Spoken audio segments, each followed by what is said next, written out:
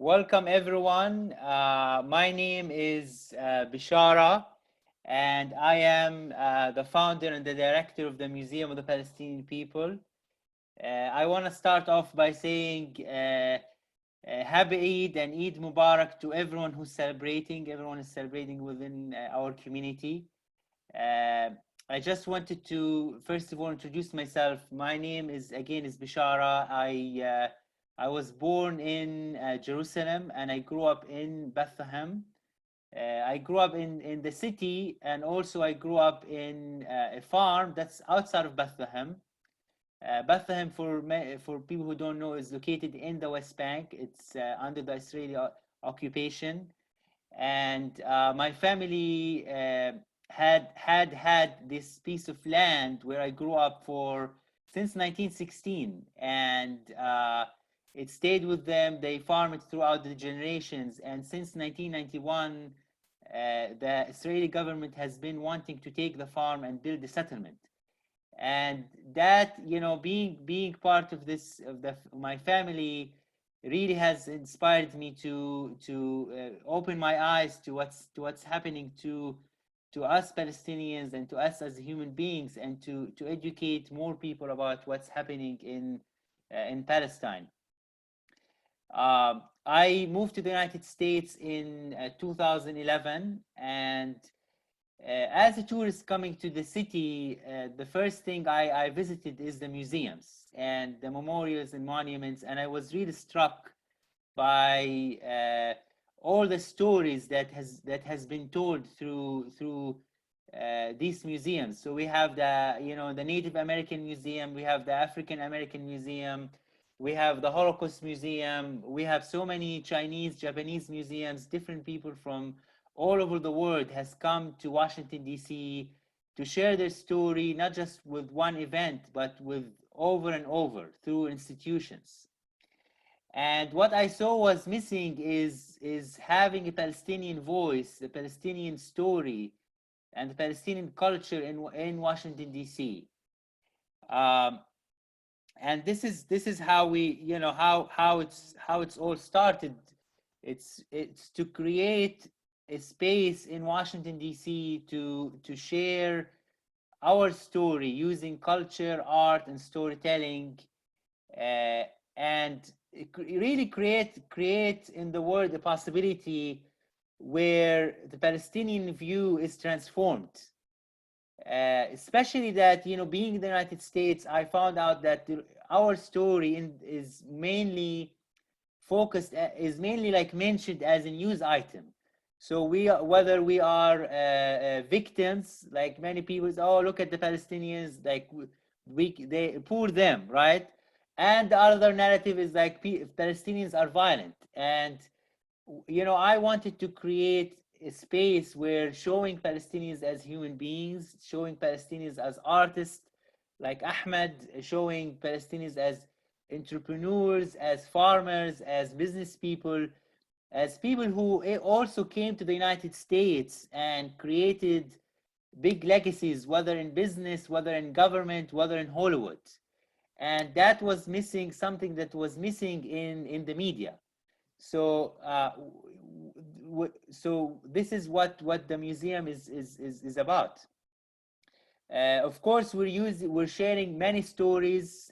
One of our main messages of the museum is that many stories, one heart. So we're sharing these diverse stories. What it means to be Palestinian in the US is different from what it means to be Palestinian in a refugee camp in Palestine, or what it means to be Palestinian in Gaza.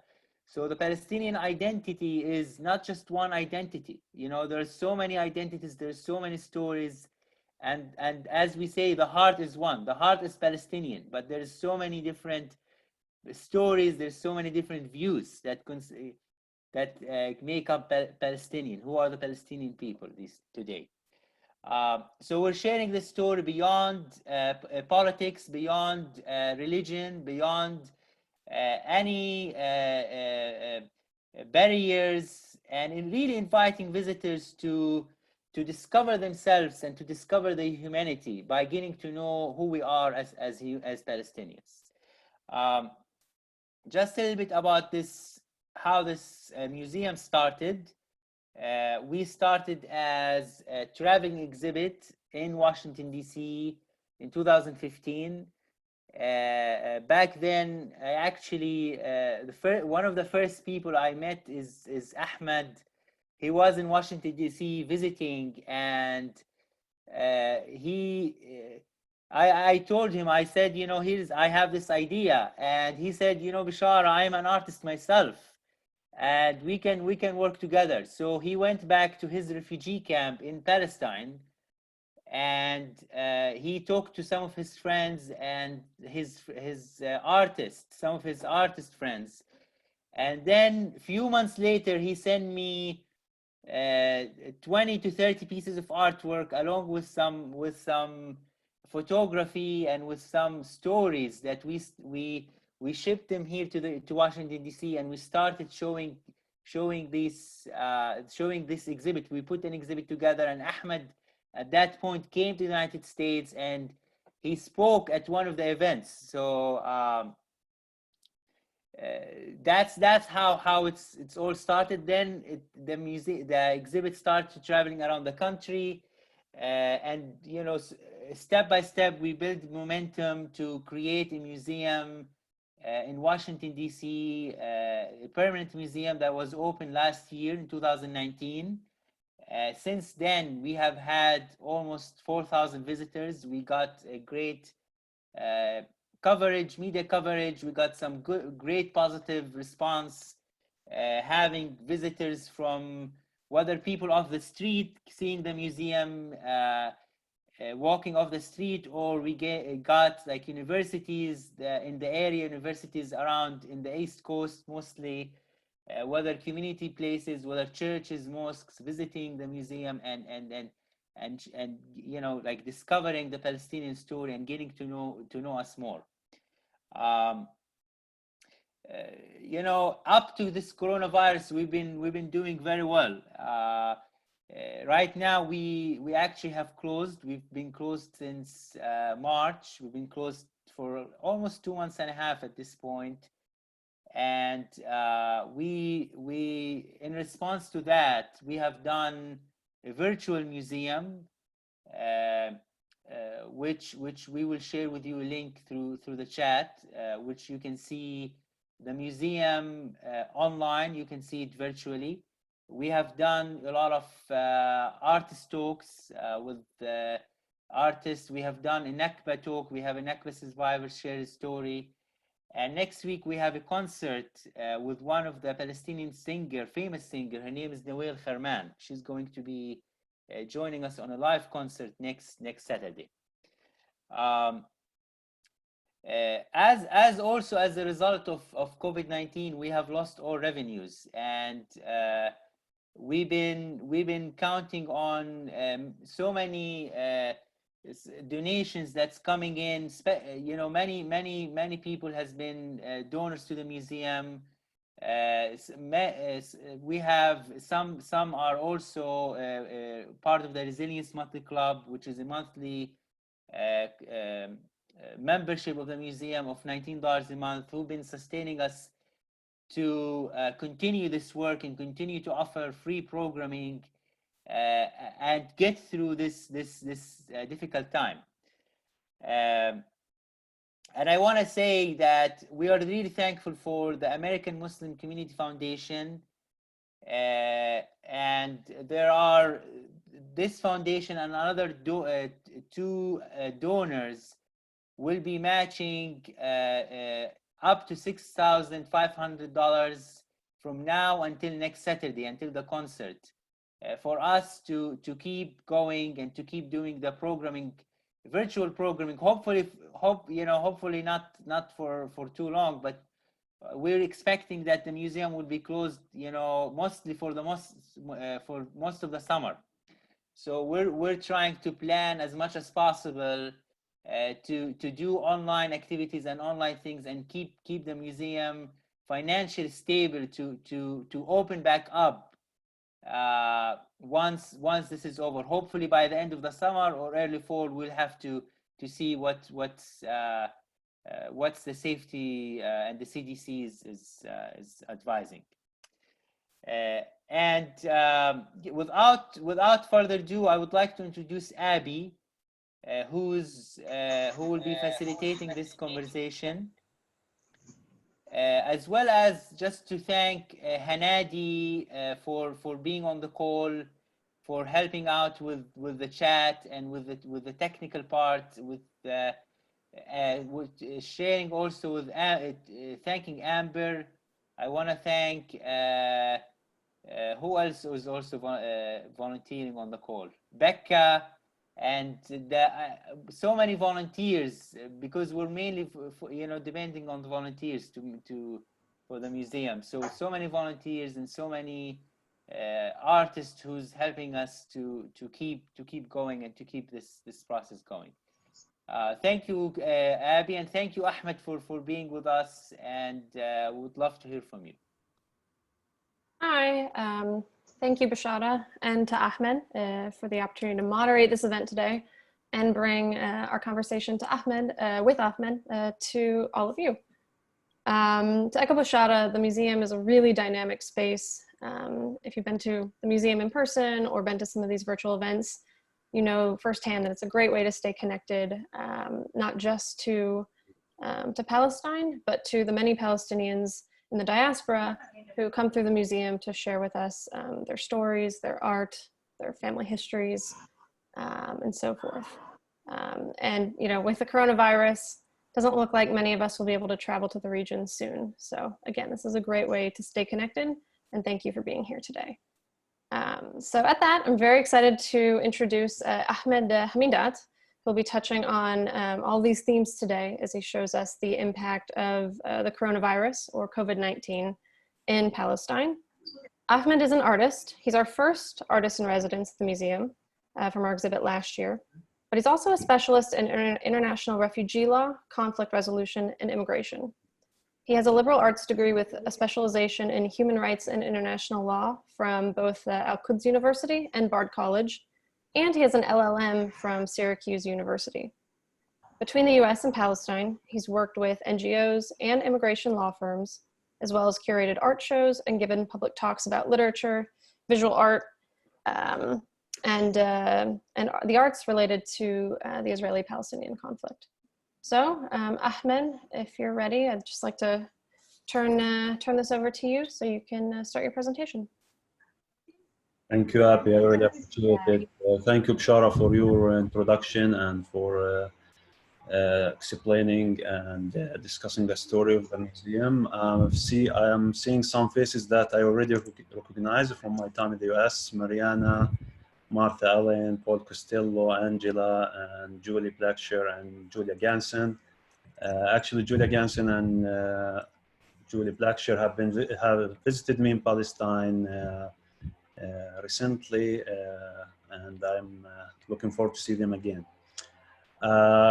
So introducing myself, Abby has shared some remarks, some points about my background, which is, moving between art and law and communication. I work in a non-profit field, as well as sometimes moving to private sector.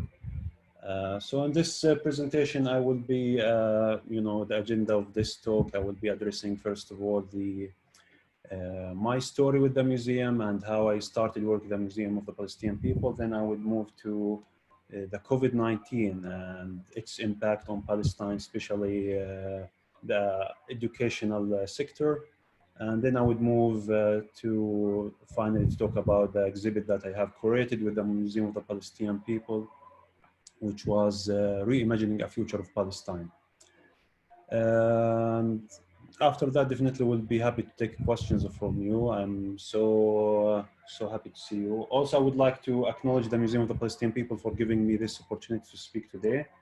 And it's like a place that keep connections with the people and the artists who work with this institution. It's not, an institution that forgets its stakeholders. It keeps the connection. It builds the, permanent bridges with its audience. I have kept connections over the 6 years with this museum. And also I would like to thank the people who support this museum. Without your effort and contribution, this museum wouldn't be in the shape that it is right now. So as of my story with the museum, as Bishara said, I started in 2014, and I would like to share the screen. Okay. And in 2014, I visited the United States for the first time, and I got to meet Bishara. And I remember working with Bishara on the Western Avenue, which is an avenue most of you know between Maryland and the District of Columbia. It's the borders, and we were walking there, and Bishara told me about his dream. I have a dream to create a museum. And then I initiated, that with him, that I would like to be part on the team and to create this, the first exhibit, and to bring art and arts from Palestine.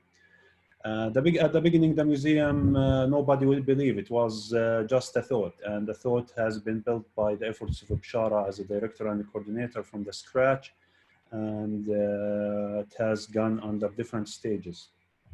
We have been after my visit in United States, I stayed for a few months, and actually at that time I was doing a program with a non-profit. It's called New Story Leadership, directed by Paul Costello.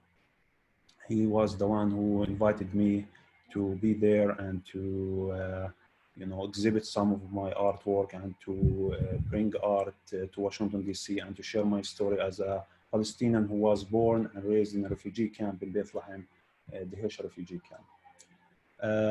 After that, I went back to Palestine, collected some artwork, recruited some artists, and we shipped their artwork to Washington, D.C. So in 2015, we got together, Bishara and I, and other volunteers and friends who've been supporting the museum since then. We got together, and we created the first exhibit in Columbia Heights area. There was a center there who hosted us and allowed us to make the first exhibit. And after that, later on, Bishara started, after I came back to Palestine, Bishara started, what at that time, it was like a very interesting title of the museum. We had a museum, traveling museum, which is not like a museum, which is not like a typical museum that it's permanent in a permanent location. At that time, it was like a traveling museum going to different cities. Bishara got the museum to New York, to Boston, to California, to different places. And when I returned back to the States to do my master in 2016, I got the chance to exhibit the museum with the help of Julia Ganson at the Art Trade Center in Syracuse, as well as we have exhibited in Washington, D.C., and going back to Jersey, where we had another exhibits in terms of traveling exhibits. To be honest, traveling exhibits, it was very great experience for me, because we, instead of audience visiting the museum, we were visiting people and getting to know people, and enjoying the hospitality and generosity of people who were like welcoming a Palestinian museum at their venues and places. But at the same time, it was very hard, the process, because shipping the artwork and the staff and the presentations and all the materials that you need to create exhibit, it's not an easy thing to do. It has costed us time, spending resources and other things that wasn't functioning in a very, this is from my perspective.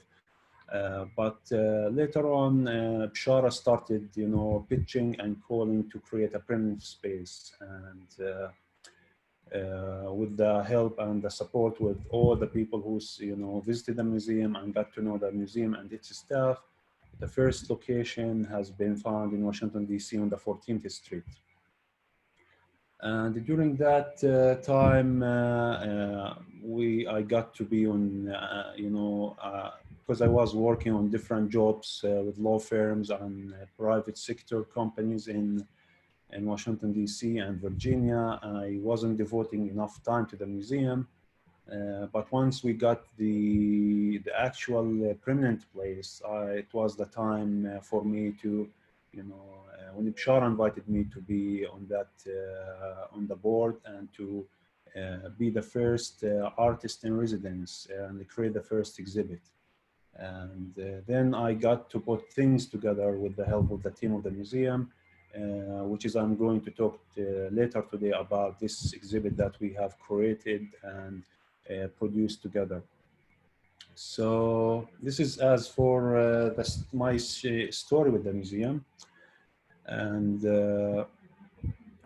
I would like now to talk about the COVID-19 in Bethlehem. Then I will go back to the exhibit that we created Reimagining the Future in Palestine. So as most of the countries around the world, there are now a state of emergency, COVID-19 spreading in a very crazy way. And Palestine, as always, doesn't miss these, dramatic moments. We got to participate in any way or another. I don't know why. But this is what happened. COVID-19 found its way to Palestine and especially, unluckily, to Bethlehem, where we had, this started in last March, March the 4th, we had about a group of Greek tourists visiting the city of Bethlehem. As you know, Bethlehem is a very touristic city. Some of you who have visited the city would notice that there are a lot of hotels, about 35 hotels spreading all over the city, encouraging tourists from all over the world to visit Palestine, despite the Israeli pressure to prevent these tourists from, coming, and the propaganda that sort of like providing information to them. Once the COVID-19 got to Bethlehem through this tourist group, none of the Palestinians knew about the COVID-19 or the symptoms of this disease or this virus. And after the tourist group left the city and arrived to Greece, the Greek government called the Palestinian Authority and told them, hey, we find eight of the tourists who visited Bethlehem convicted of the COVID-19. So you gotta guys go and check where these people have been visiting, trace their stops and find the people who interacted with them and quarantine them. So the Palestinian Authority started the process of quarantine from here, the city of Bethlehem, and we use the funny term here. Bethlehem became the Wuhan of Palestine, like the Chinese city Wuhan, where the COVID-19 started. So they started, quarantining people. About 40 people end up in the first 2 weeks of the COVID-19. 40 people end up in quarantine, and the numbers started escalating, and the Palestinian Authority declared a state of emergency. And that wasn't easy because my current position now, I work as a recruitment and communication officer at Al-Quds Bard College, which is a college that I graduated from. I got my bachelor degree.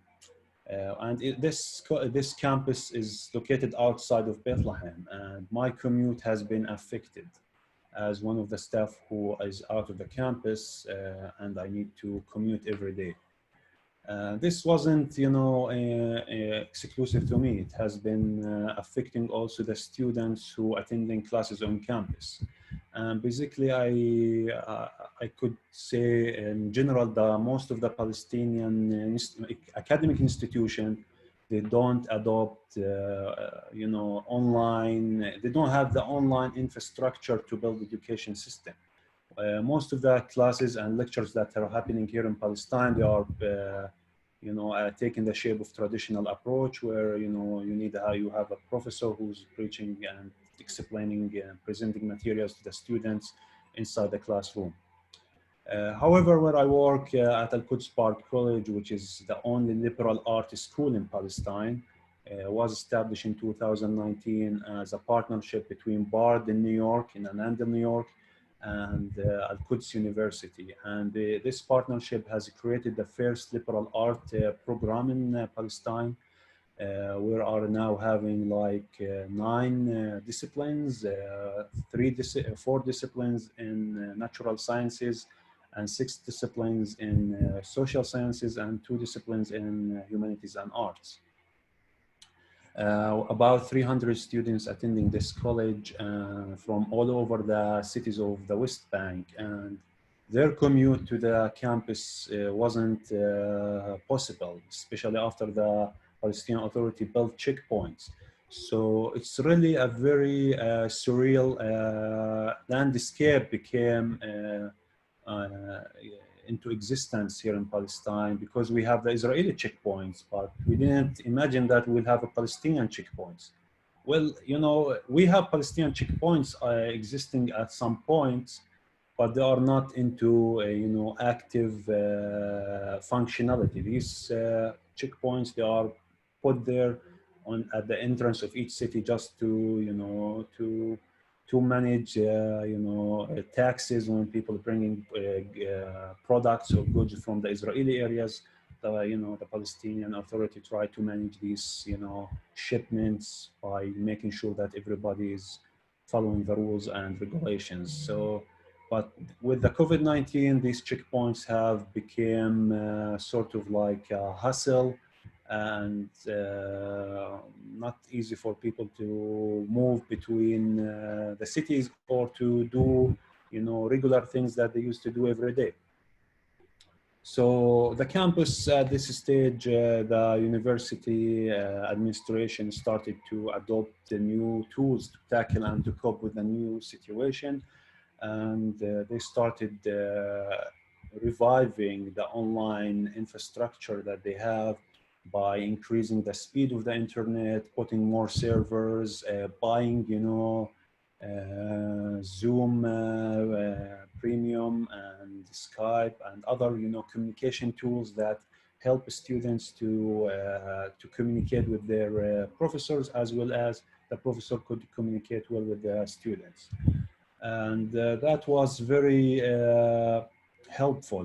Many of the students really enjoyed the new online educational system because it gave them the chance and the freedom to prepare, to be more efficient, to participate. Some of them who weren't able to participate because of the language, you know, barrier, especially here at Al-Quds College where I work, we adopt English language as the main language for education, and most of our students, they don't speak the language, you know, fluently, but they learn the language during the process of studying at Al-Quds Bar. And these students started, you know, using this technology to rephrase their sentences and rephrase their emails and participate in efficient way. Sometimes they have to do a recording for their answers and send them to the professors. And this helped them to tackle the issue of communication.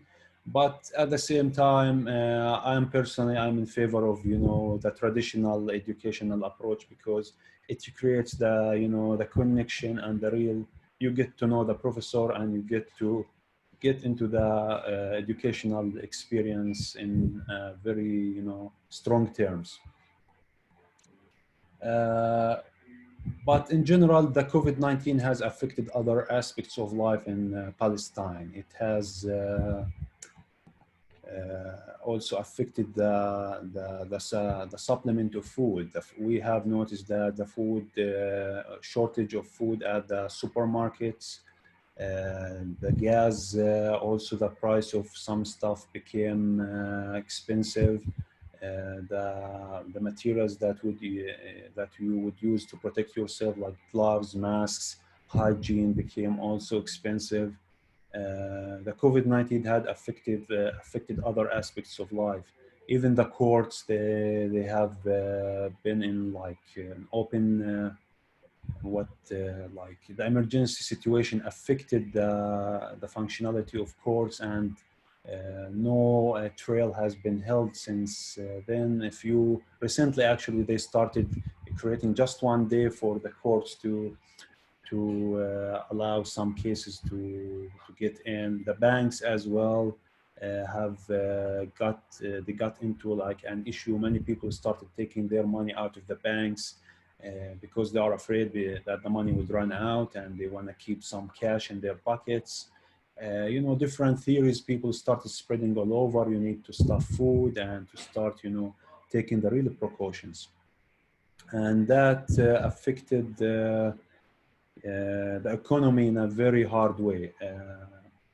As for the behavior of the people, I really noticed that people became more, you know, close to each other. People started, you know, some of my friends started like charity, like some initiatives to help other families who got affected with this situation. The people who used to go to their jobs every day and to provide for their family a living. These people, they don't have like a monthly salary. If they work, they get food. If they don't work, they end up without food. So some of my friends started like a charity initiatives by calling friends. Hey, let's create this fund to support some families and to give them some food and some money. So there were like some charity movement going on. And actually that reminded me of the old Palestinian community. Before the Oslo agreement has been signed, Palestinian community has thrived on the concept of ONA. ONA in Arabic language means corporation, or like to be volunteering with the community, to be a volunteer. ONA, like I'm helping you, I'm assisting you as ONA. It means that I'm volunteering with you to help you. And this is the, you know, it's hard to explain it in English, but this is like the term. And this term and or the practice of this term has disappeared from the Palestinian community relatively after the Oslo Accord and the the NGOs work in the West Bank. These NGOs, when they started doing their work with a good intention, definitely, have affected many sectors of voluntary work in Palestine. People became, okay, if I want to help you, this should be under a, you know, under a project, and you got to pay me a pocket money as a volunteer, because these non-profit organizations have encouraged the practice of giving volunteers a pocket money. And later, with like the last 20 years, the concept of ONA started disappearing. But when the COVID-19 hit the West Bank, especially in Bethlehem, we started noticing this revival of the concept of ONA. People, you know, became more, you know, willing to take initiative, to do things. And literally, this is made me see the positivity in the mid of negativity.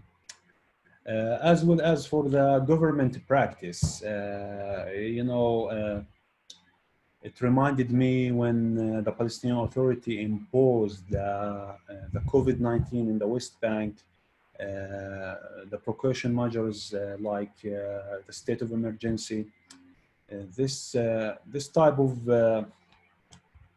practices created sort of discipline among people, and the government used the basic Palestinian law, which is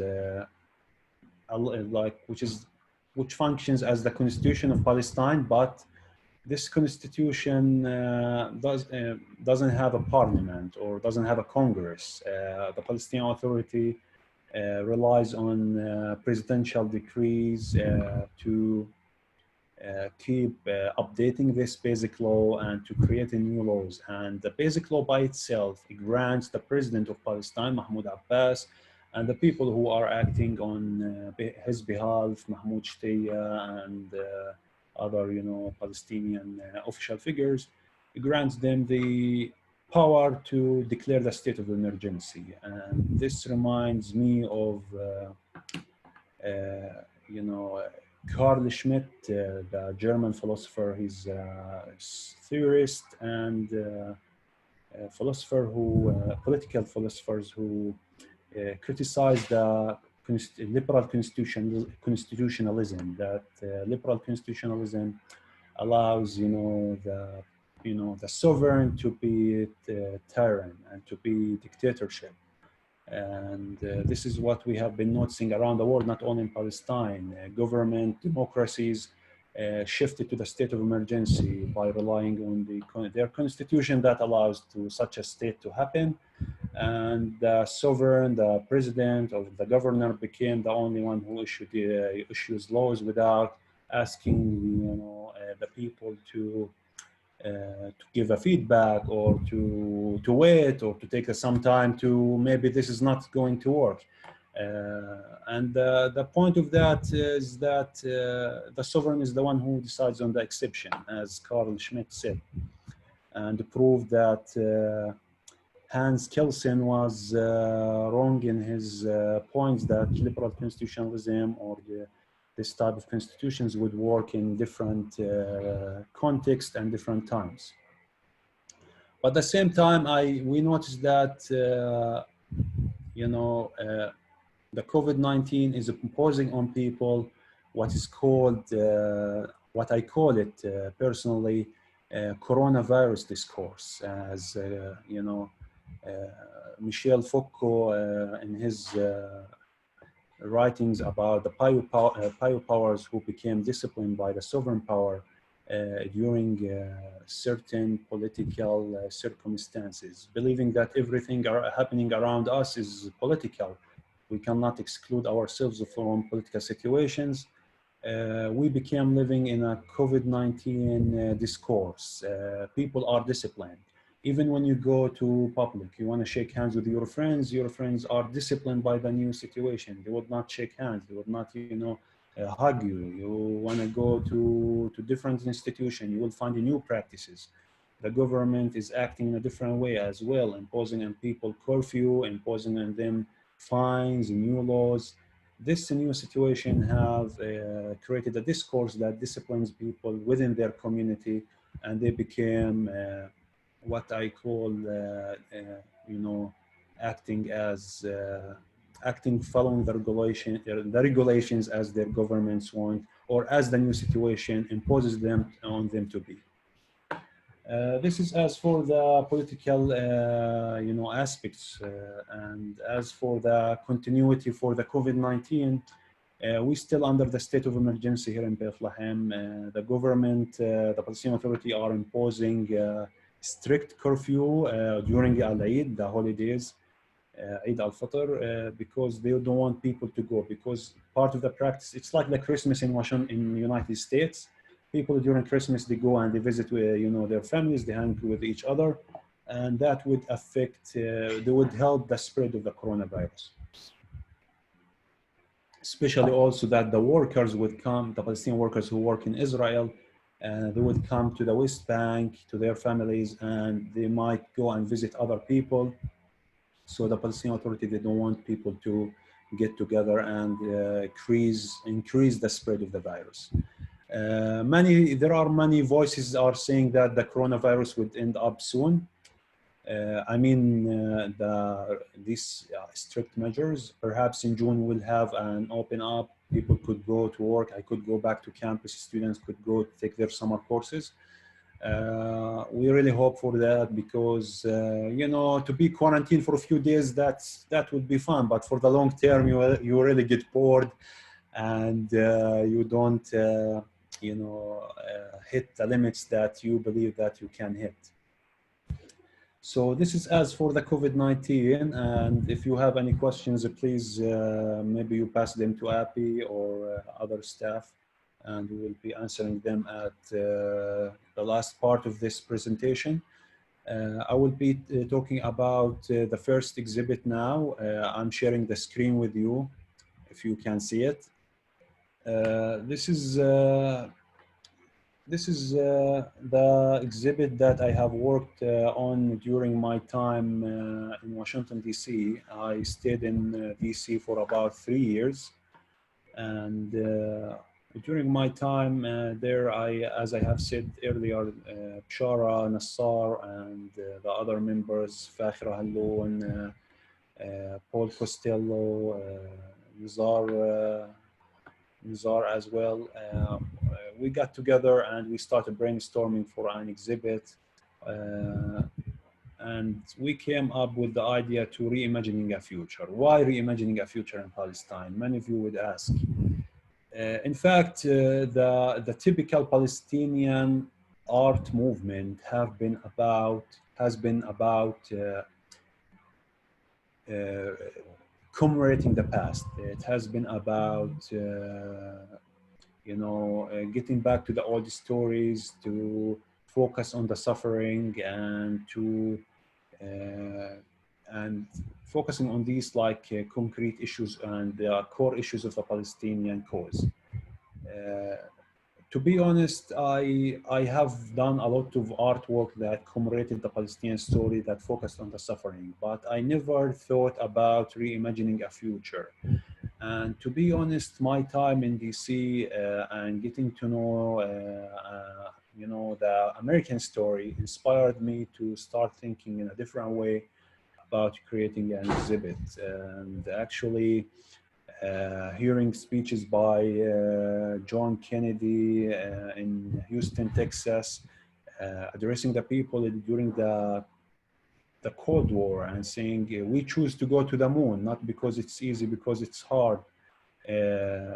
Remind me that why not to create a possibility and to choose something really hard that many of us avoid to do, which is to create a future, to imagine a future that builds in our mentality a picture that encourages us in the future to work towards it. Something that exists in your brain becomes your daily act to approach that thought, to approach that point. I'm putting together ideas.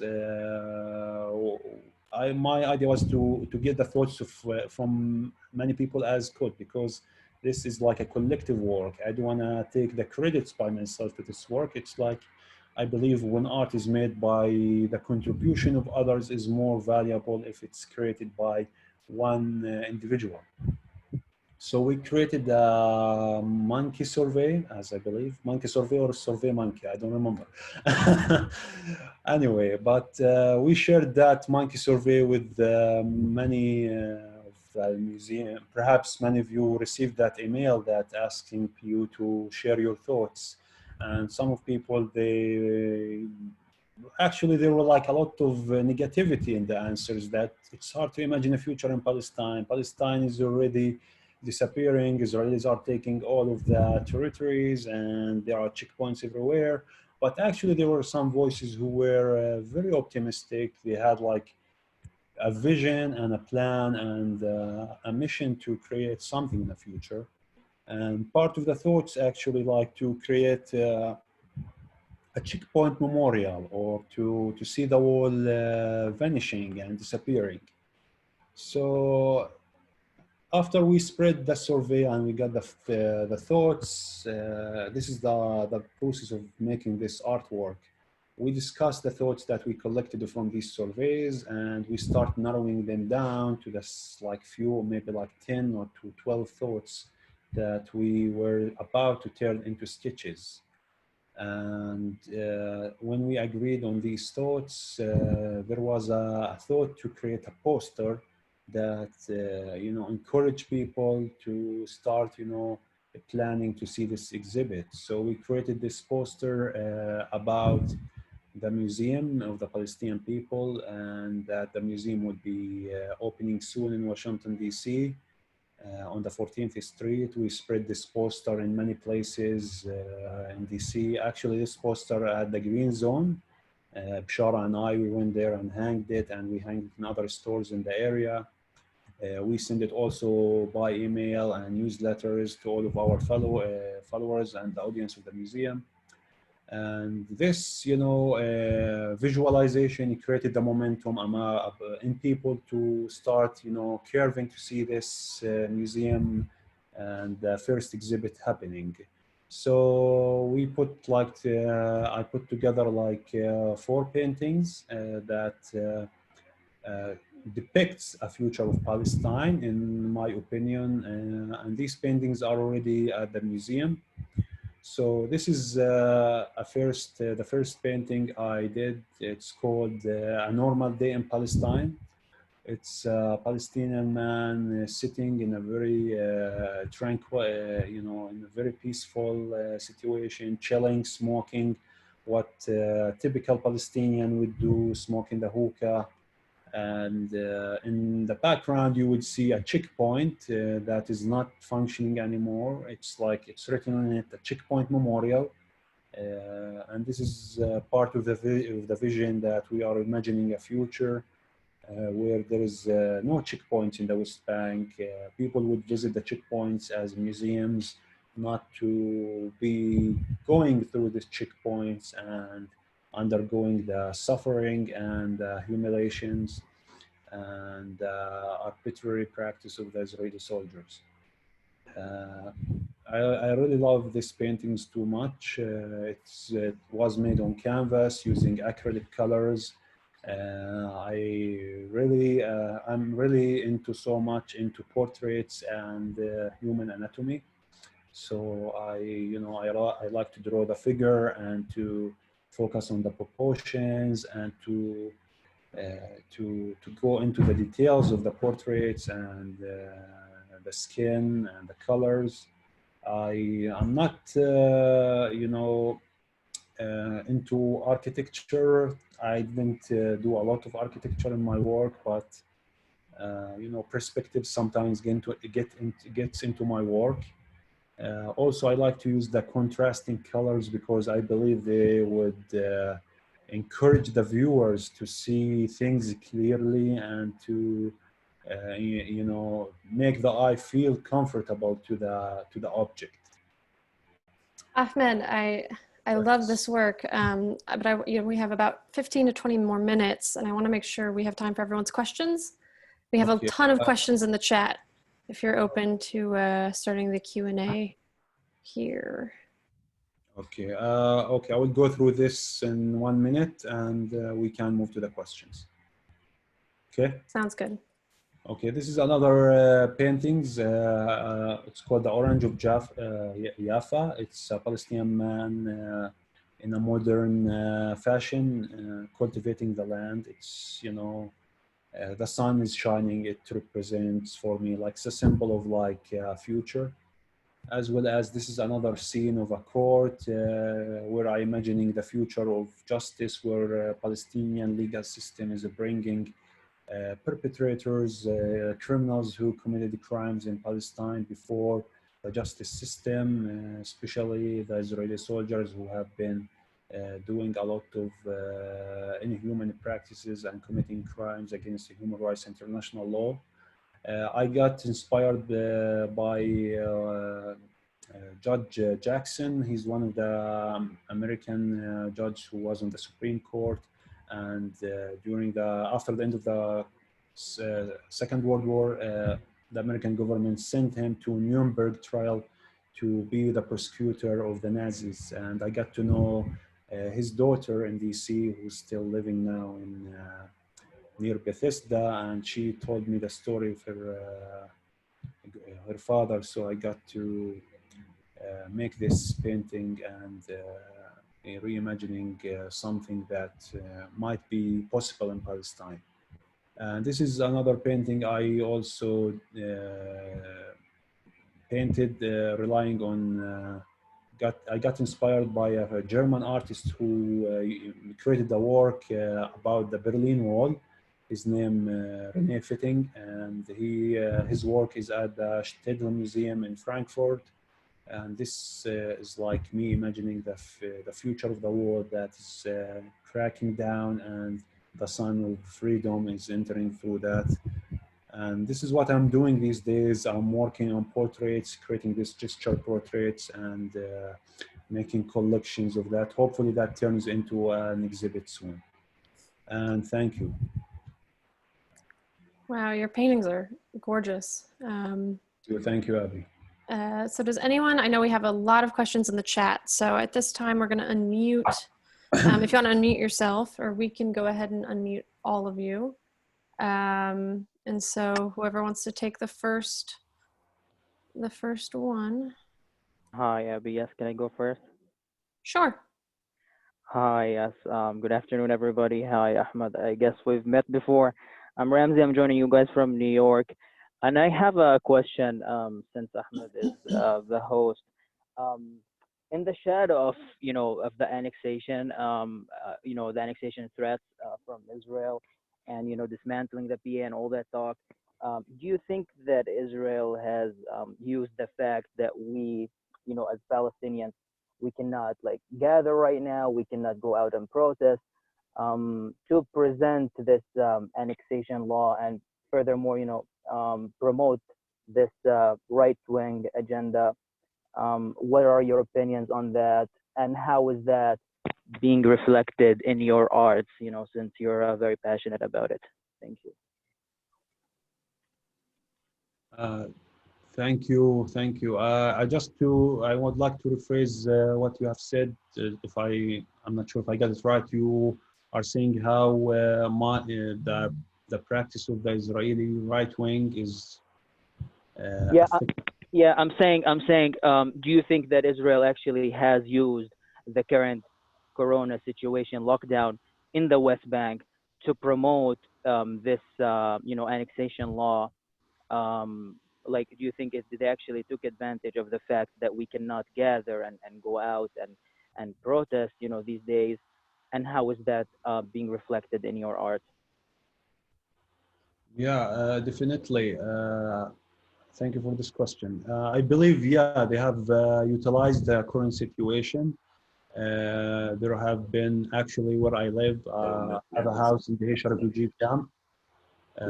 And the Israeli army has been invading the camp during the COVID-19 because they know that some of the protesters, they are existing in their houses and they are not going to leave. And True. so they have utilized that. Also, they are annexing other places and passing different agendas and projects in order to achieve more colonial projects in the West Bank. Definitely, the COVID-19 might help them, but not to the degree that it's helping them too much. But because they have also like a big problem now in Israel because the COVID-19 is spreading on a bigger scale than the West Bank.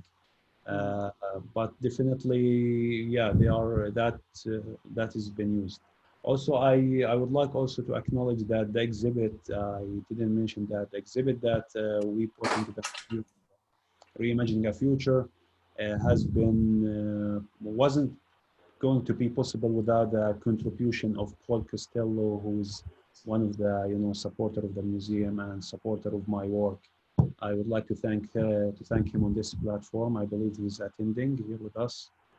And yeah, definitely, if there are any other question, please go ahead.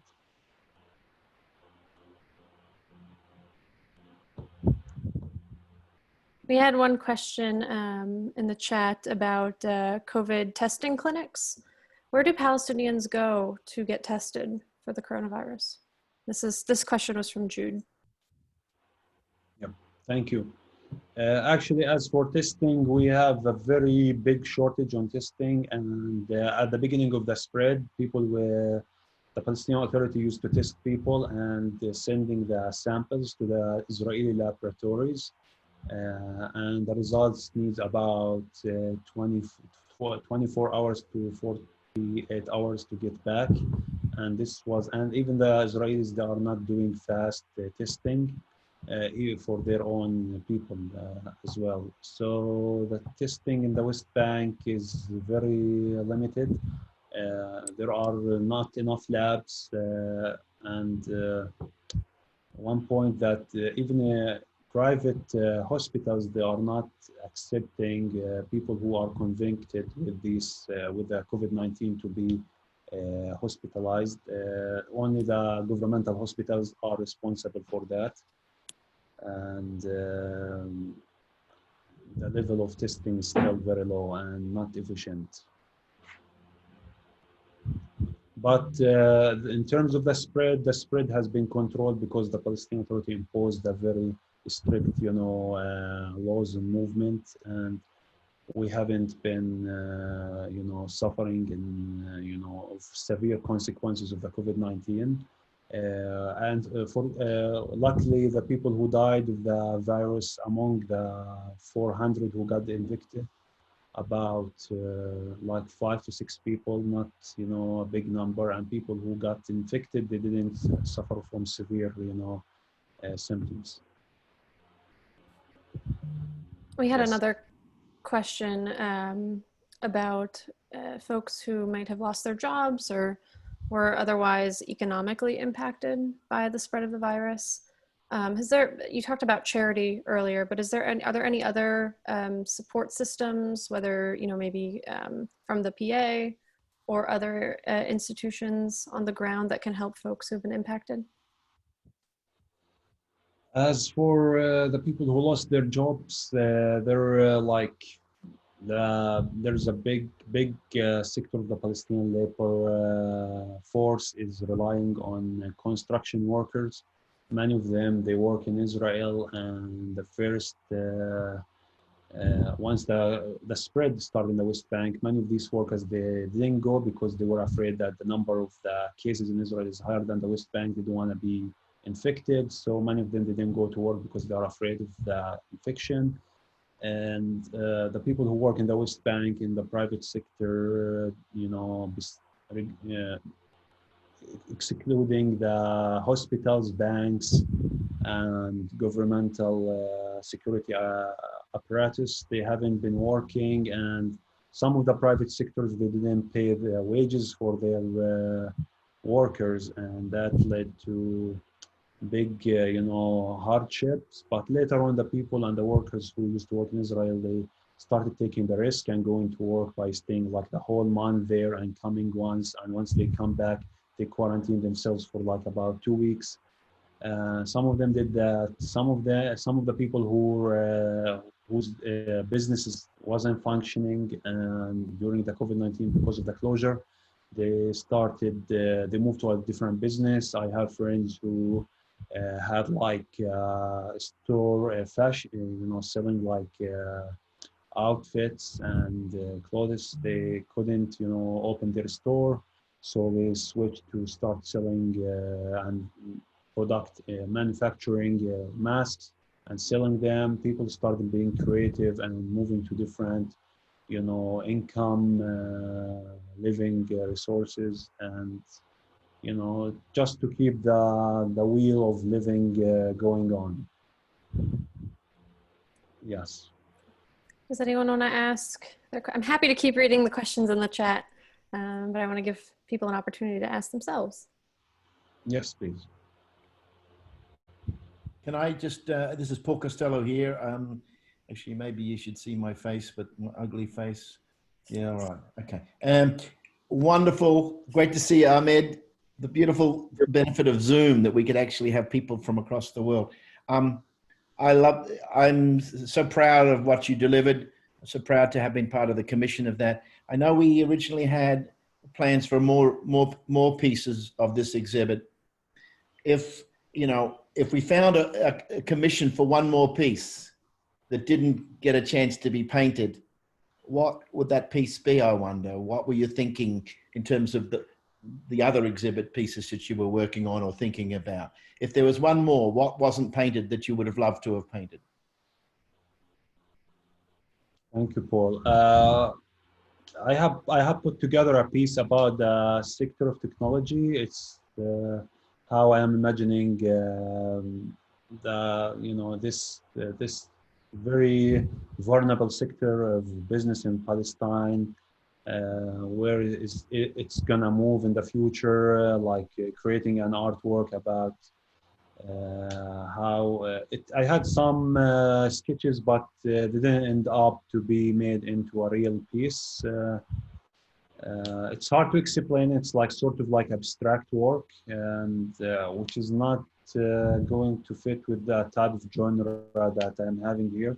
But also it covers the title. It comes under the title of Reimagining a Future, but it would be less figurative, more abstract. Mm-hmm. Mm-hmm. And then you had a previous poster that you did that you commissioned years ago, which might also fit the exhibit. Have you ever thought of adding that other one, which has got the kids playing on the green bank that I have on my wall behind me? Thank you. Actually, that poster inspired me to do the poster of the one day, a normal one day, where the man is smoking his hookah. That was one of the the posters that the art of, yes, this one. You see it? I don't know whether people have That's- seen that, but that's yeah, a very, again, similar sort of theme, but it's really beautiful. It's in my kitchen. I absolutely, I think it's wonderful. I'm glad you have it. Thank you. Yeah. Yeah, that Thanks. yes. Paul's poster actually goes well with a question we got from David about how Palestinian children are encouraged to reimagine their futures given conditions on the ground, and of course now the complications with COVID. If you want to speak a little bit about that. Actually, the COVID-19 is really imposing very strict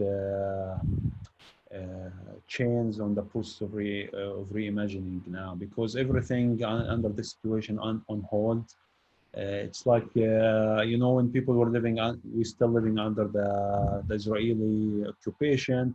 People had plans. People had despite that the occupation itself is uncertain situation, and life in general is uncertain, but people have sort of plans to move on with their life, with their education, with their businesses, with their relationships. But with this COVID-19, sort of like people started, they hit the brake and the brakes, and now they are in the process. I believe most of the people, as I myself, in the process of replanning and trying to see where things gonna move soon. But I'm optimistic. I believe things are going to end up soon in terms of restriction. And for the Palestinian children, the Minister of Education has created certain sort of a system that works for the students to continue their studies and to do their exams and to finish their years without losing time. I remember myself when I grew up during the Intifada and Bshara as well. We during the Israeli invasions, we had we lost one semester of our studies. I remember during 2014, I spent one semester not going to school. I was in the 5th grade, and that at that time we didn't have any computers or internet. I believe the situation today is a little bit different. Palestinian kids are very resilient kids. They could figure out their own way, and I'm not that worried. I believe there would be a bright, good future for them. We have time for one or two more questions. Is there anyone who has been sitting on a question? Now's your time. I believe there is this question on the chat, Abby. It's something about the ambassador. U.S. Ambassador Freeman announced a few weeks ago that the U.S. government grants will be given to hospitals in the West Bank. Do you know if the aid is actually reached its intended recipients? Hadi Sawal Min, that question was from me. So I'm actually going to be working in Jerusalem next year, and I read about this press release, despite the fact that the aid to Palestine has been cut. I was surprised by this announcement from the American ambassador that there would be aid to Palestinian hospitals to fight the coronavirus, and I'm curious if that actually ever happened. Shukran. Thank you for your question. As for the aid, I really heard about it, but I'm not a big expert on how the Palestinian Authority is managing its budget and funds. Most of the people in the West Bank know that the Palestinian Authority is not hasn't been receiving since Trump joined government any sort of funds, and there was sort of a boycott, and everybody was surprised that the Palestinian Authority received a fund from the American government, and nobody knows how that was distributed. There are a lot of thoughts that the money received by the Palestinian Authority, but didn't get distributed. I'm not sure. I'm not sure how. I don't want to start, putting accusations or spreading rumors that I'm not, certain of.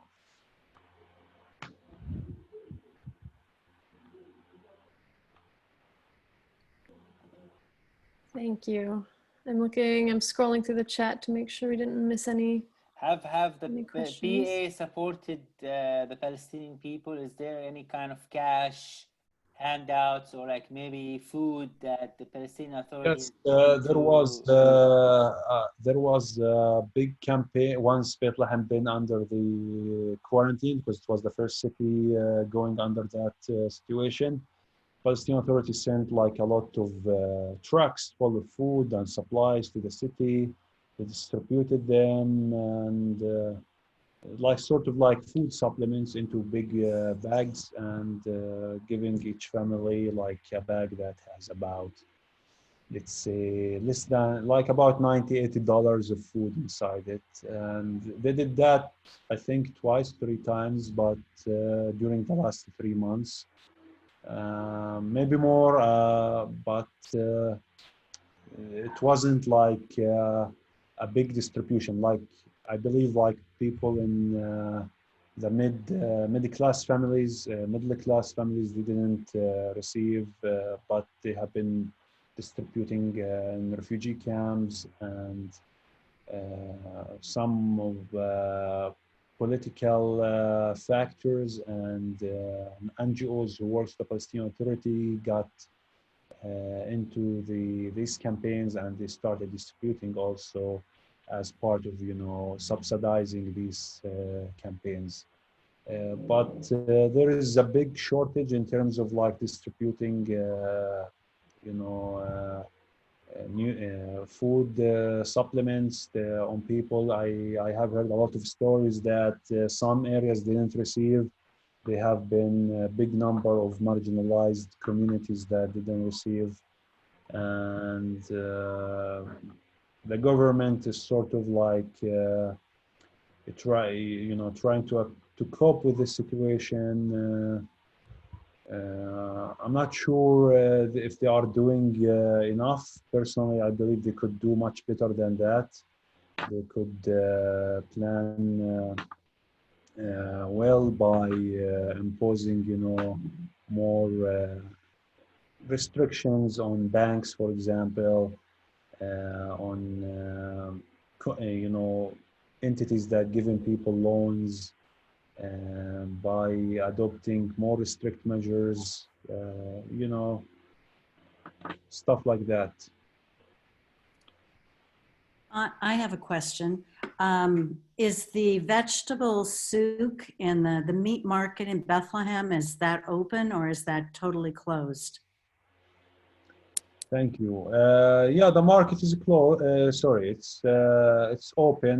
There are, in terms of food, for these merchants who have their own stores, they could import and export stuff. And the Palestinian market is also relying on the Israeli market because many of the traders, they go and bring supplies, meat, other products from the Israeli markets and from other Palestinian producers and sell them. Since at the beginning of the spread, there have been shortage because the checkpoints, they cut a lot of shipments that supposed to be coming into Bethlehem, but later on in early April, everything is open. Like the food, there is like accessibility to food. The stores, you could buy whatever you want. Actually, the other day I was going to the market. I don't go much, but I went to the fish market and I found that there is like, because we don't have access to the sea, what I found a lot of like types of fish that have been brought and I was lucky to get to buy myself some salmon for iftar. You know, I didn't notice that there is any you know, sort of cut or like absence of certain type of food. Definitely there is absence in terms of like supplements, like people use them for construction, supplements that people use them like electronic supplements, stuff, because these should be imported or shipped from overseas. Yeah, there is a shortage in terms of these stuff, but in terms of food, food is going well. But the challenge is, the problem is people who, whether the people have cash to buy these things. Some people, their businesses got affected and they don't work, they don't have the money to buy. And this is the real challenge. But the government itself didn't provide, as far as I know, and I have friends who work with the government, they didn't provide any monetary support. It's not like, you know, what do you call it in the state, the stimulus checks that Trump gave to everyone who filed his taxes. We didn't have that here. Ahmed, I'm wondering whether whether the refugee camps are being hit harder in this situation than other places. How is the mood in, say, in Dheisheh, for example, or other refugee camps compared to the way it is in Bethlehem proper or other cities? Hi, Margaret. I'm glad to hear you. It has been, I also, Margaret has visited me in my studio in Bethlehem, and she's an art professor at Yale University. And she has created an exhibit recently about the murals in Palestinian refugee camps. Actually, the camps has been hit hard, but people are, you know, planning and creating their own spontaneous plans to tackle the situation, to adapt to the new situation. People, you know, some friends who I know who used to work in the field of construction and what they call them, the heating systems, and this sector of work, he got affected hard. So these people started creating their own new projects. Some of them started like selling, you know, certain products, bringing like food supplies and selling them. People started, you know, creating their own income resources. But so far, the refugee camps is, you know, the situation is affecting everybody. But I believe the impact is hardly on the village. Refugee camps, I believe they are doing much better than the Palestinian village, because the camps, they are very well established in terms of the infrastructure and other, you know, utilities that they have. But I'm not sure to what extent if the situation continues, if the COVID-19 spreads for another few days, like few months, I'm not sure where things will be going. Perhaps it will get bad in the refugee camps. Hopefully not, but so far people are managing, and I believe the impact is the worst impact is in Palestinian villages, more than the camps. Yes. Well, I hate to end there. I think we could probably continue this conversation all day if we could, but we're just over time. So I just want to thank Ahmed for sharing your experience on the ground in Bethlehem, you know, managing the coronavirus right now. Thank you for sharing your story and your art with us. And I'll turn it back to Bashara for any closing announcements. Thank you again. Thank you, Ahmed, for being with us, and thank you everyone for your time in joining our conversation. And you know, if you come on a weekend on the museum on a Saturday or Friday, we would welcome you with open arms and tea and hot tea. So, you know, Palestinian tea, not just any tea, but Palestinian tea. So hopefully we can see all of you in person again, you know, in the next, we don't know, next week, couple of weeks, next couple of months, it depends on the situation in DC. And I really hope that you leave with pride and hope, and, you know, that's we're also about the future, also just as about the past. And really, it means a lot that you visited. Again, you know, if you're touched and you're by this conversation and by the programs that we're doing, you would like to support the museum, keep going forward. We have a matching fund for up to $6,500 for the next week until Saturday. So we invite you to give and to support the museum to keep going forward. And next week, also, we invite you to join us on Saturday at 12 o'clock. We are hosting a singer from Haifa. Her name is Noel Kharman. If you look her up, she does a lot of mix between Palestinian music and some US music. So it's really cool. Again, thank you for joining us, and thank you for all the volunteers, and Abby, for Hanadi, for Becca, for being on this call, for helping us managing this call. Thank you again, and I hope you're having a great week and great weekend. Thank you, Bshara. I acknowledge everybody for attending today, and definitely if you visit Palestine anytime soon after the COVID-19, you are welcome to Bethlehem.